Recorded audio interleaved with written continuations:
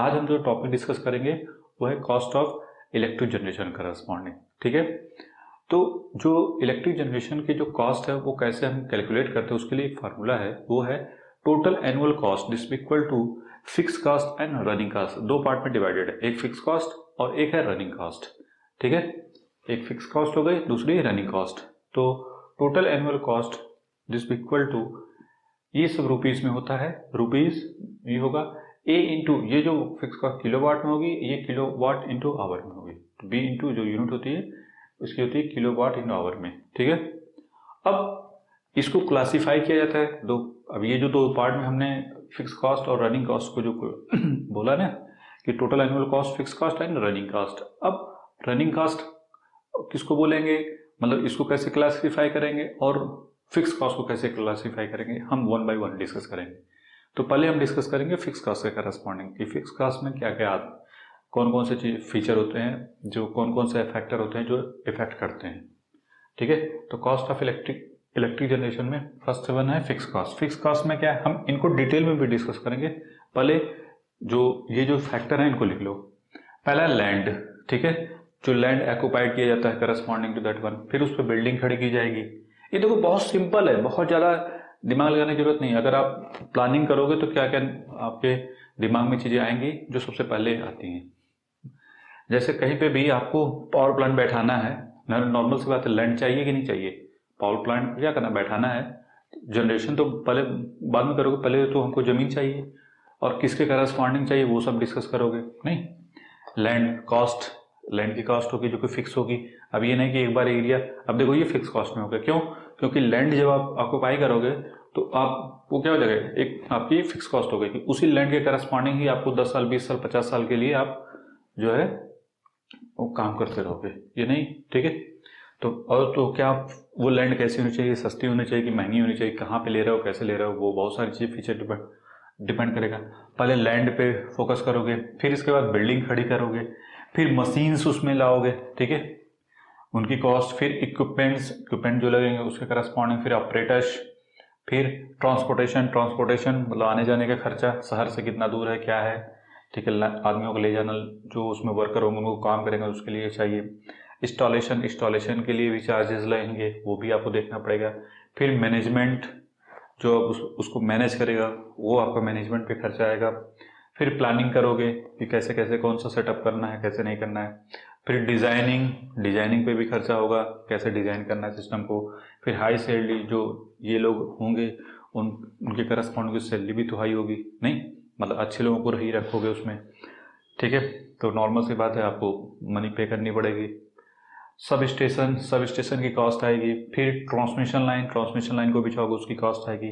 फिर distribution line को बिछाओगे उसकी कॉस्ट आएगी। फिर आएगा इंश्योरेंस, जो सबका इंश्योरेंस भी कराओगे तो उसकी भी कॉस्ट आएगी, ठीक है। फिर टैक्सेस, आपको टैक्सेस भी पे करने पड़ेंगे, वो भी तो पैसे लगेगा। फिर इंटरेस्ट, वो ठीक है, जो इंटरेस्ट जो आपने पैसे उधार लिए उसका इंटरेस्ट कितना बढ़ रहा है उसके करस्पॉन्डिंग। फिर एप्रिसिएशन, ठीक है। तो ये हो गए आपके 18 फैक्टर जो फिक्स कॉस्ट के लिए रिस्पॉन्सिबल हो। ये जो है एकदम फिक्स, ये तो आपको देना ही देना है। फिर बात आती है रनिंग कॉस्ट, ठीक है। फिर इसके बाद क्या आती है, ये जो है, ये जो फिक्स कॉस्ट का मतलब ये फाउंडेशन है। अब आती है रनिंग कॉस्ट के करस्पॉन्डिंग, ठीक है। तो पहले इसको बना लो पूरा, तो फिर इसको डिस्कस करते हैं रनिंग कॉस्ट। स्क्रीनशॉट ले लो, ठीक है, या पॉज करके चीज़ों को लिख लो, जिससे आपको एग्जाम में बहुत फैक्टर, ये चीज़ें बहुत सिंपल है, ठीक है, बना लो पहले जल्दी से। देखिए आज हमारा अब हमारा जो टारगेट होगा वो है रनिंग कास्ट के करस्पॉन्डिंग। फिक्स कास्ट तो हमने डिस्कस कर दिया, ठीक है।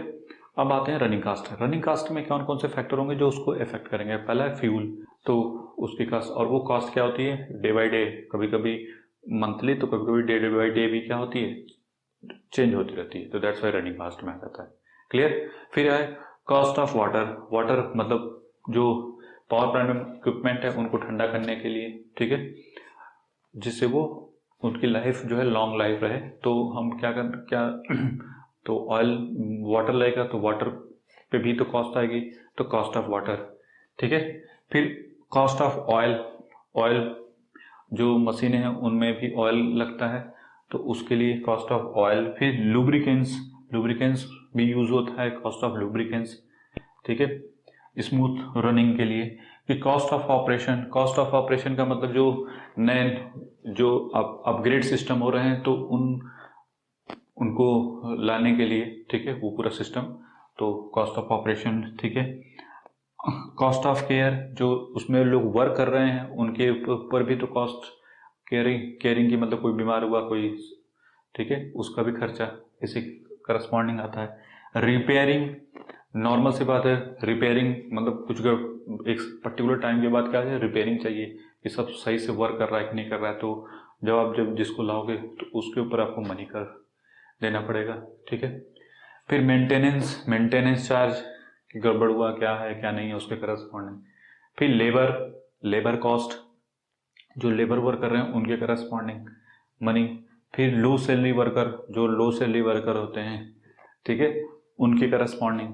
एक होता है कि देखो, एक लेबर और एक लो सैलरी वर्कर का मतलब जो देख रेख करता है, ठीक है,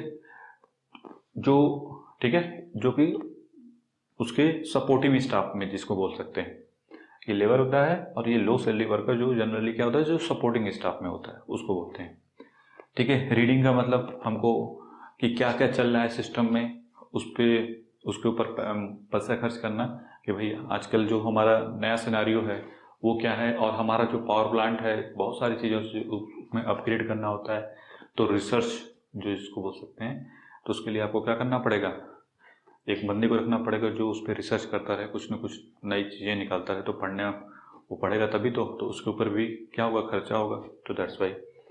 पब्लिसिटी करना, पब्लिसिटी का मतलब जब कोई चीज़ आप सेल करना चाहेंगे ना, कि कोई भी चीज़ आप बैठाते हैं तो वो ज़्यादा से ज़्यादा लोग पहुँचे, दैट्स पब्लिसिटी। फिर प्रॉफिट, ठीक है, फिर प्रॉफिट का मतलब सप्लायर प्रॉफिट का मतलब है जब आप कोई भी चीज़ होती है आजकल कॉमर्शियल लेवल पर होती है तो हमें कितना प्रॉफिट हो रहा है उसका कैलकुलेशन, ठीक है। फिर है इंस्पेक्शन, मतलब चीज़ें सही से हो रही है कि नहीं हो रही है। फिर टेस्टिंग, और टेस्टिंग करते रहते हैं कि जिससे कि कोई चीज़ बिगड़ी है तो वो सही टाइम पे बन जाए। तो ये हो गया हमारे आपके रनिंग कॉस्ट के करस्पॉन्डिंग। अब हम चीज़ों को थोड़ा सा डिटेल में डिस्कस करेंगे कि जैसे कॉस्ट, इन सबको थोड़ा सा बढ़ा के, ठीक है। तो ये हो गया हमारा रनिंग कॉस्ट के पॉइंट ऑफ व्यू। लिख लो इसको पहले पूरा।